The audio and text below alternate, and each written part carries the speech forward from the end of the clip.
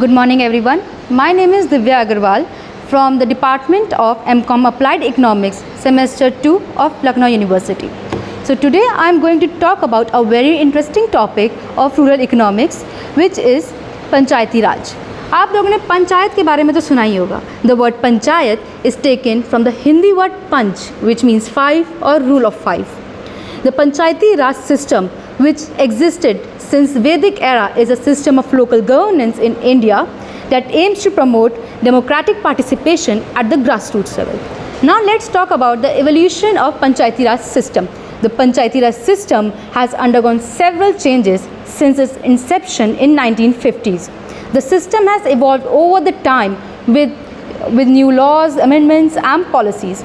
Now the brief history of Panchayati Raj system can be briefed as follows. Number one is, first was the establishment of Rai Mehta Committee in 1957. The committee recommended for the Panchayati Raj to be a 3-tiered level consisting of Gram Sabha or Gram Panchayat, Panchayat Samiti and Zilla Parishad. Next, in 1977 was the establishment of Ashok Mehta Committee, which provided for the Panchayati Raj to be a 2-tier system consisting of only Gram Sabha and Panchayat and Zilla Parishad. However, in 1992, the Government of India introduced 73rd Amendment Act, according to which the Panchayati Raj was given a constitutional status. Now, and also provided for a new part 9 to the Constitution, which governs the laws relating to the Panchayati Raj.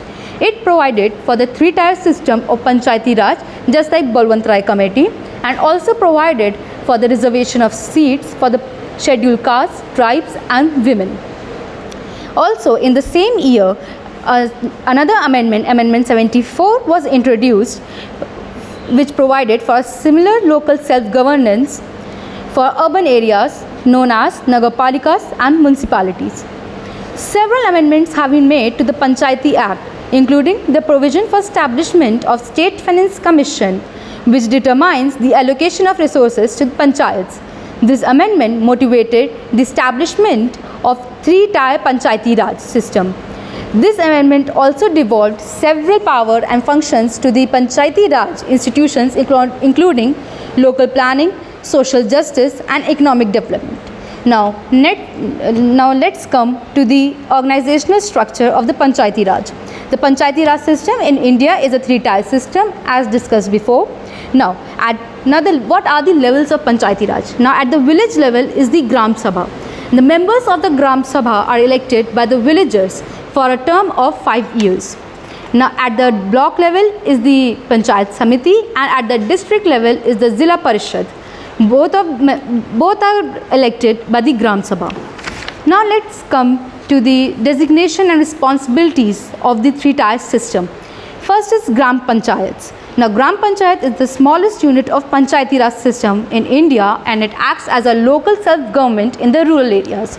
The main functions of the Gram Sabha includes development of the village, elevation of poverty, maintenance of records like birth, death, and also issuance of certificates like caste, income, residence, revenue collection, organization of social functions, disaster management and community development. Next is Panchayat Samiti, which is at the middle level. It involves planning and implementation of rural development programs, resource mobilization, coordination with the Gram Panchayats within the block, supervision of the work done by the Gram Panchayats in the block, disbursement of the resources to the different panchayats, and evaluation of the progress of the rural development and schemes. The last level is the Zilla Parishad, which is the highest level of Panchayati Raj in India, responsible for the overall development and management of our district. Now the main functions of the Zilla Parishad include infrastructure development, public health, awareness, education and poverty alleviation programs.